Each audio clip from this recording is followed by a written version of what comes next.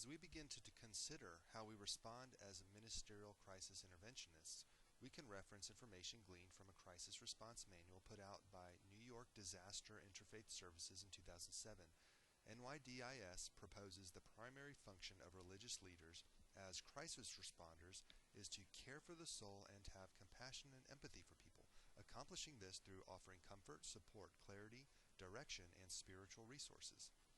Emphasis is placed on the term spiritual resources because we know that we must always exercise our best judgment when approaching topics like religion and spirituality with children in public schools, regardless of our role, be it teacher, administrator, or crisis responder. The concept of spiritual integration during crisis response will be discussed in further detail later in our training. However, it is advisable to mull this concept over as we move through our training material. Once you've completed this training, you will be pastoral or ministerial crisis interventionists, functioning within the established framework of our current KISD crisis response team. Said another way, you will be essentially providing psych and spiritual first aid. Here's a quick overview of the major tenets of providing this aid. This slide is where we begin our examination of primary components of the second of the three phases, the response phase. Within the response phase, there are three essential and overlapping components that comprise the support a crisis responder provides to an individual or group of students. Briefly, stabilization is where we help the student to calm or ground. Normalization is where we seek to help them grasp their emotions and reintegrate into predictable life routine. And finally, adaptation is where we work with the student to build a game plan that includes healthy coping and resource strategies. Knowing when it is appropriate to integrate spirituality and religion, helping to process and make meaning of a tragic event, providing tools and teaching skills to promote positive outcomes, and of course, being able to evaluate when students are displaying severe reactions, including threat to harm self or others, including the initiation of the referral process to the school psychologist, counselor, administrator, are also very important components. One of the most important ethical rules that we as crisis responders must all abide by is recognizing the limits to our role. In other words, the level of help we can provide without doing harm is determined by our level of training. If we feel as though a student's issues are not within our realm or scope of expertise, we must humbly refer the student to an equipped professional. You will be provided with names and contact information for the professionals in KISD to whom you will refer student from time to time. It is additionally important to recognize that as crisis interventionists, we are not providing counseling or psychotherapy. Crisis intervention has a purpose, and it is not long-term or even short-term counseling or psychotherapy. It is true that we may need to analyze a student's mental stability on a non-clinical level, but our job is not to provide diagnostics for psychopathology or seek to dig deep into the student's psyche.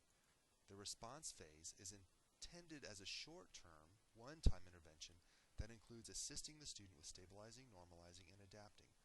While the difference between crisis response and psychotherapy may seem obvious, there are actually several areas in which these two separate services collide and overlap.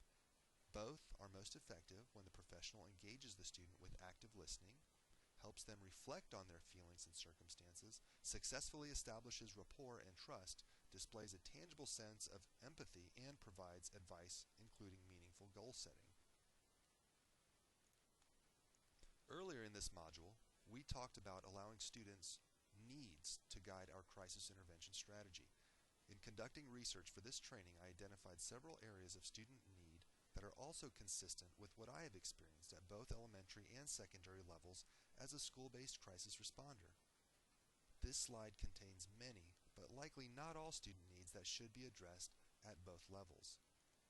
Elementary school students benefit from our assistance with reinforcing natural support systems, including parents, teachers, youth ministers, and friends, with relieving a sense of guilt or responsibility for a specific event, assuring their immediate and long-term safety, clarifying misconceptions regarding what occurred, encouraging emotional expression, and validating and normalizing their own emotional reactions. Secondary or adolescent students benefit when responders seek to help them develop a sense of purpose in their response, commit to realistic considerations of how an event could have been avoided, normalizing their own as well as peer emotional responses, prevention of maladaptive responses linked to helplessness and anger.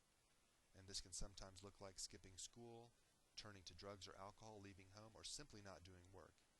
And similarly to elementary students and natural support systems, encouraging and planning for support seeking, which includes parents, peers, and other trusted adults.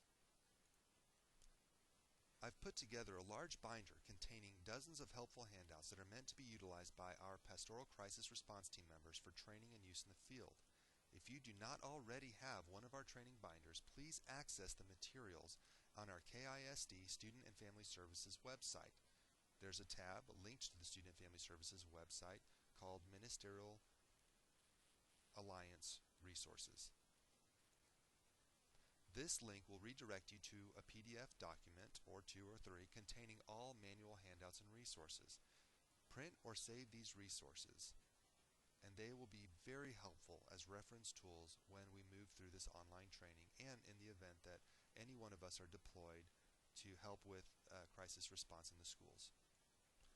One of the most important handouts is obviously the one containing the crisis interview. When utilizing any prefab structured interview, it is advisable to only use it as a guide, always refraining from reading it word for word.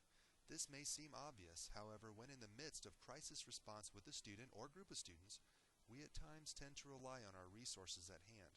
Every single item on this interview need not be asked or answered, but crisis responders should seek to use it as a framework for gathering information and asking open-ended questions to guide the stabilization, normalization, and adaptation segments of our process.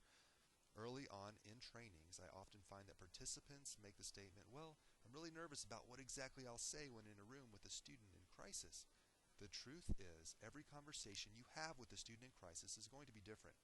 For the sake of providing a reasonable example of questions or lead-ins one might utilize during crisis response, I've developed the slide you're looking at right now. Remember that you will be the best judge of when to stay quiet, such as when the student is crying, and when to pose particular questions, as this will depend upon the relationship between the crisis and the student you are working with. If you get the sense that your student or students are concerned with not only their own emotions, feelings, or safety, but also of those they care deeply about, you may ask, so how is it that you're feeling right now? Rather than, are you okay? Other question posed might include, what information do you have regarding what happened? Or, tell me what you know. Also, how do you think this will affect your family and friends in the days to come?